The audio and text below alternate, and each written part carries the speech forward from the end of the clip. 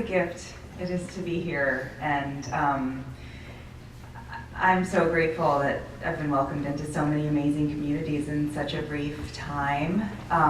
It's been a dream of mine to visit Alaska, and now I know why. Incredibly beautiful part of the earth. And I really love that we've been invited into this evening together with a reminder that words are living things. And that's something I believe. I believe that we are all born into a living language even before we start using words. And there are things in our lives that kind of make us forget that. And I think poetry is one of the things that reawakens our sense of life and the way that thoughts and ideas they generate reality. So I'm delighted to be in a space where that idea is in currency. So thank you very much. I thought I would start by reading some poems from Wade in the Water. They're poems that are thinking about this moment in the 21st century by thinking about history, particularly the history of slavery in this country. There are poems that are thinking about the earth as a living thing, poems that are hoping to find a kind of ability in terms of practicing compassion.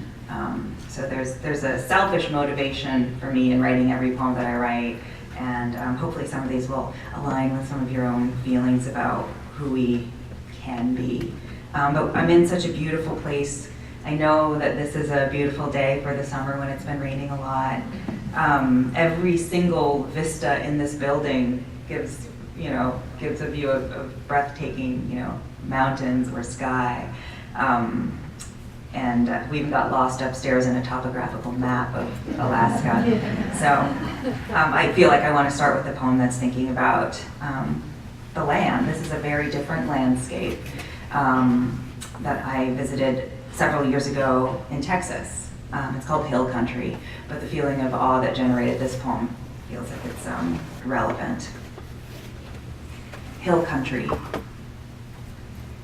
He comes down from the hills, from the craggy rock, the shrubs, the scrawny live oaks and dried up junipers, down from the cloud bellies and the bellies of hawks, from the caracaras stalking carcasses, from the clear, sun-smacked soundlessness that shrouds him, from the weathered bed of planks outside the cabin where he goes to be alone with his questions.